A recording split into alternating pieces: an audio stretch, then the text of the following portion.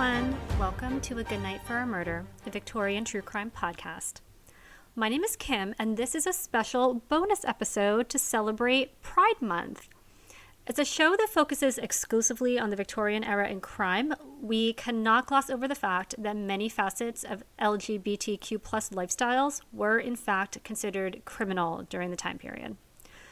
And as I share this brief history with you, you may find yourself thinking, wow, thank goodness things aren't like this anymore. But do not for a second make the mistake that LGBTQ plus people are safe living in today's society, okay? There are a lot of opportunities this month, especially for you to learn about and support LGBTQ plus people. So with that, please enjoy this special bonus episode on the Victorians and LGBTQ plus pride.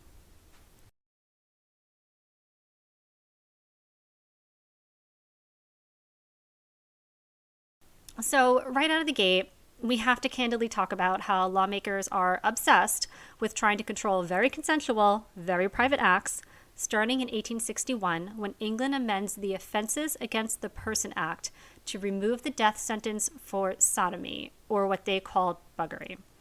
The sentence was changed to 10 years to life imprisonment instead.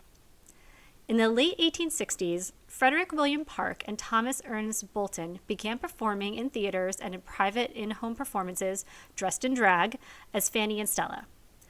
Their performance troupe toured Britain, and they were always listed under their given names in theater programs with no concealment to the audience that Fanny and Stella were played by two men. Their act also included an onstage kiss that never incited any complaints from the audience or press.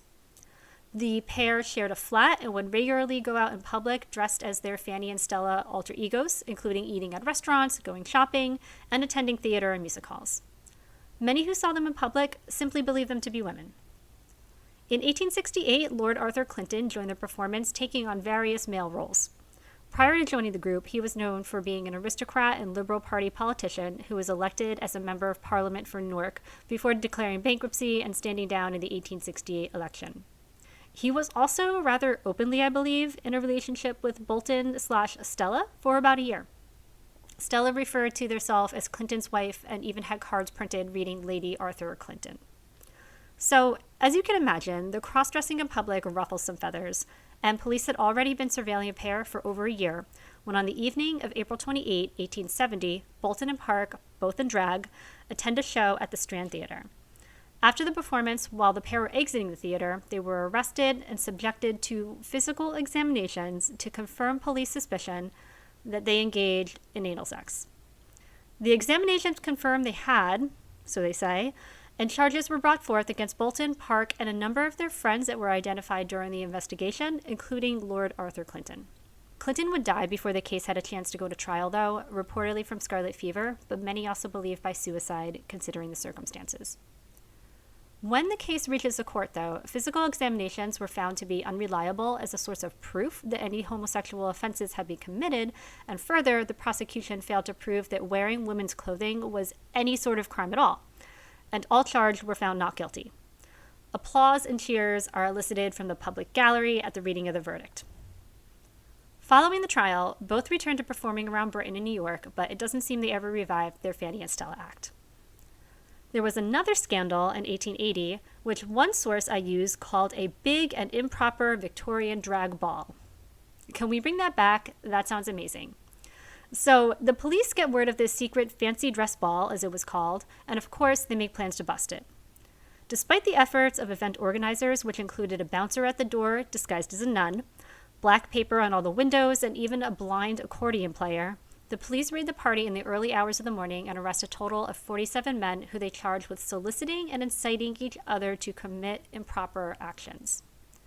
Though most of the men were granted bail that night or simply forced to pay a bond in the form of a promise that they would carry out 12 months of good behavior, newspapers took it upon themselves to print the names of all 47 men a week later. I couldn't find any information on how this affected specific individuals, but as you can imagine, the backlash from one's family, community, and employers in these cases could be even worse than the legal consequences. Where police and lawmakers ran into roadblocks with these incidents is that they could not physically prove the men were gay or that cross-dressing was illegal. So they decided they needed stricter laws, and in 1885, Section 11 of the Criminal Law Amendment Act was changed to make, quote, gross indecency, punishable by law. It was commonly known as the Laboucherie Act, named after Parliament member Henry Laboucherie. As far as I can tell, the definition of gross indecency is not spelled out in this law, but it's rather a blanket statement that covers any sexual acts between men that fall short of sex, including acts done consensually in private.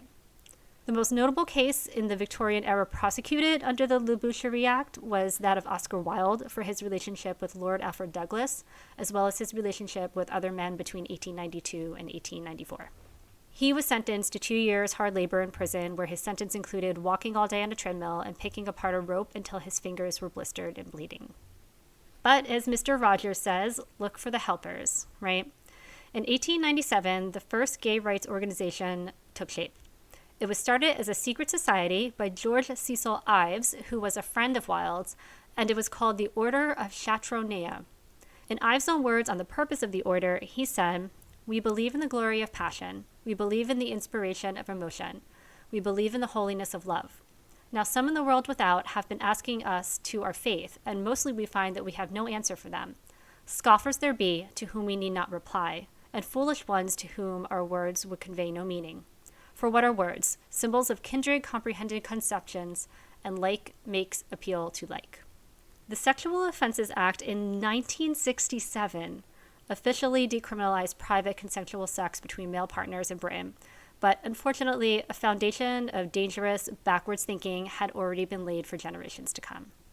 So clearly lawmakers are very concerned with what men do with their private lives, but what about women? I was surprised to learn that romanticized relationships between women in the Victorian era were actually quite common and very accepted. There was this idea of romanticized female friendships or ideas between women, because you see, the idea of homosexuality as an identity wasn't fully formed yet. It was more about acts one commits versus how one identifies. So two women who kiss or touch or very simply have this close emotional relationship was just kind of a thing that some women did. Because our little woman brains, were inferior to men's, we couldn't help but succumb to these intimate, romantic emotions we had. It was also, in fact, considered good practice for the day a woman would marry a man. Women in these pairs would often take to calling one another husband or sweet wife. There were some women who pushed these boundaries further, though, including Anne Lister, a famous English diarist whose 5 million-word diary, kept between 1806 and 1840, was a treasure trove of information that helped preserve daily life of the time. She has been called the first modern lesbian, having detailed nearly 2 decades in a relationship with a woman named Mariana Lawton and later Anne Walker, with whom she lived as a married couple until her death. Much of her diaries that describe intimate details of her relationships were written in code that was not broken until long after her death. Anne was said to have very masculine appearance and mannerisms and always wore black, as was custom for men at the time, and took part in many activities considered solely reserved for men, like owning a coal mine. Meanwhile, in America, Alice Austin was earning her name as one of America's first female photographers to capture life outside the photography studio.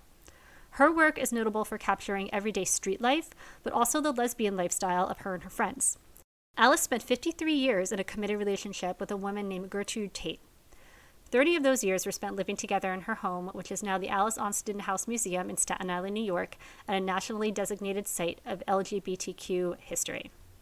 My friends, I hope you enjoyed this bonus episode. If you head over to Instagram or TikTok at A Good Night for a Murder, you can see some photos of Fanny and Stella, the photography of Alice Austin, and a few more photos. Photos and all source links can also be found on the episode blog on my website at agoodnightforamurder.com. Plus, you can sign up for the Good Night for a Murder newsletter on the website. Each month I send an episode roundup, reveal of next month's episodes, and other goodies like book recommendations, extra Victorian society tips, and more. I also have a Patreon. To subscribe to Patreon and learn more about the podcast, you can visit agoodnightforamurder.com. Also follow me on Instagram or TikTok at agoodnightforamurder. Please rate and review and share with friends. Thank you for listening. Happy Pride Month, and I will talk to you again soon.